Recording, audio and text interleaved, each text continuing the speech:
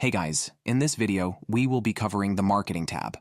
Now under the Marketing tab, we have some really cool and interesting options that you can use to boost your business, as well as create some additional stuff that we will be going over shortly. So the first one is the Social Planner. Now Social Planner is really cool because you can connect all these different social media platforms and then schedule posts very easily inside the system. So let's say if I want to integrate any of these channels, all I will have to do is click on the icon here, and then it will prompt me to log in and then connect the right page.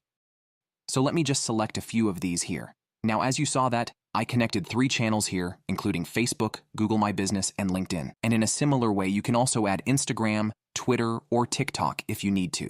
Once you are done, just click on Get Started, and then it will take you to the Social Planner overview, where you can create a new post very easily. So we have a few options here, which is if you want to create a new post, which is one singular post, you can select the social accounts where you want to publish this. Now, as you can see, I can select all the different channels that I want to schedule this. So if you have all of those selected, you can also click on Customize for each channel. So if you want to change the content a little bit for all 3 channels here, you can do so. Or you can just toggle that off if you don't need to do that.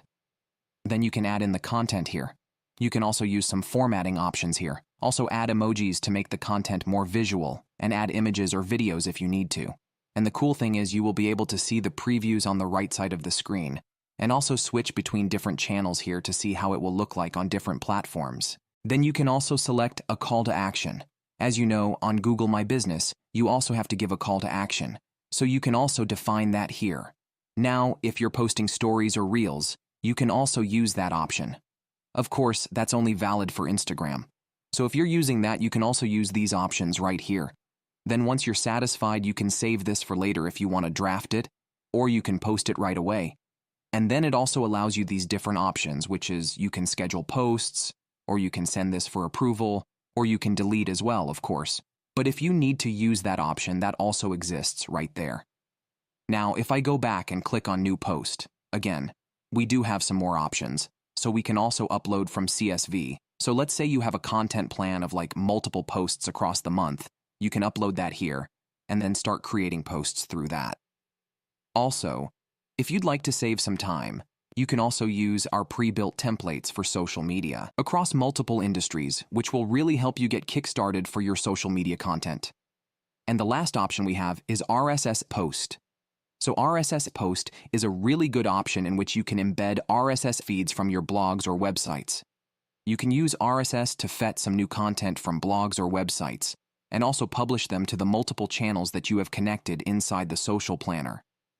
This is really powerful if you want to create content and save some time. So let's say if you have a WordPress blog, you publish about marketing and all that stuff, and once you have RSS posts connected to create content, it will automatically post new content every time you have a new blog post on your website. And then we have the email campaign. So under email campaigns, you can create folders and create email campaigns very easily. And once you click on New, you will be given a choice to choose a template. Of course, if you have already created it, or you can start blank if you need to. So if you click on blank, we have a couple of options. The first one is the design editor. And then we also have a code editor for people who are more tech savvy. So if you click on the design editor, it's pretty good. You can use a lot of options. So I'm just going to go over some really important ones that you can use. So once this loads up in the center, we have the editor, and on the left side you can see all the elements. So you can use all these elements to make your emails more visual. And then if I scroll down on the left side, we also have layouts. Let's say you want to use a 50-50 section. You can do so and add like a couple of images here. So one image here, and then you can also add another image here. Plus there are a lot of layouts that are available to you. So feel free to use it to your creativity, and then you can create an awesome email template right away. So just for this example, I had created an email template to show you how you can make it look like. So if I go into this one right here, you can see that you can change the colors, add your own branding, add images, make it look really nice. And once you save these templates, you can start using it for your email campaigns. Then the next option we have is templates or snippets. You might have seen this in another video where we have covered this in more detail, which was about conversations. So these are quick SMS and email templates that you would like to use. Now, once you have created these, you can send these through conversations or use these in your workflows. It's quite simple. If you want to create a text template, you can name it right away and then add in the content for here. Just as an example, as you can see, I have one query right here. So if I want to edit that, you can see you can add the name here, then add in the content. You can make use of custom values and also trigger links here, and then also see a preview on the right side. Once you're happy with all this, all you have to do is hit save, and then you will have these message templates or snippets that you will be able to access whenever sending a message out to somebody, or even under your workflows. Then the next option we have is trigger links. Again, we covered this in really good detail in the conversations video. So just to do a quick recap, trigger links allow you to put links inside SMS and emails, where you can track if somebody has opened that and then take action based on that. And in order to create trigger links, it is quite simple. All you have to do is click on this blue button here, name your trigger link, maybe something like marketing offer, and in here you will put in the link where you want them to go, and this will create a trigger link. As an example, I'm just going to put a dummy link here. Once you hit save, it will come up here, and then let's say if I go back to templates here, create a new text template. Now let's say if I want to send it, I will click on trigger links here, then select the marketing offer, and it will generate this link.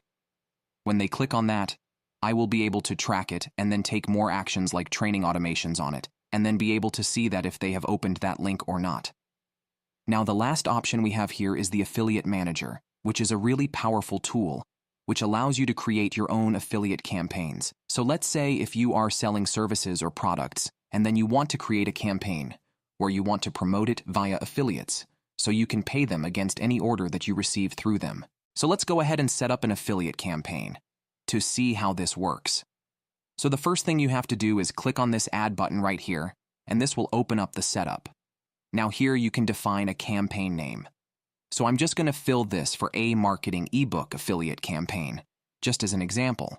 Then the next option you have to select is a funnel or a website, because let's say you have that product hosted in a funnel inside the system. So you will select the funnel here, then select the funnel that you want to use. In this case, I have set up a funnel for marketing ebook where I'm promoting or selling an ebook for 100. And then you have to select the step where you want the affiliates to go or the link that you want them to promote. So just click on this one right here. I have only one page created here. So once that is done, you will see this link here. Let me break that down for you. So before that question mark, that is the URL to my landing page where I am selling the ebook for. And then after that, we have the affiliate ID. Whenever we have an affiliate, this will be a unique ID for each affiliate. So whenever we receive an order through them, the system will be able to track, okay, this order came from, let's say, Sam, or this order came from Mark. That way it is completely automated, and it can track where the sales are coming from, so it can pay them out automatically. Then we have the commission type. So you can choose a default commission or product-based commission if you want to. So if it's a product-based commission, you can add products. In this case, it's a marketing ebook for me. So I'm just going to select that one here.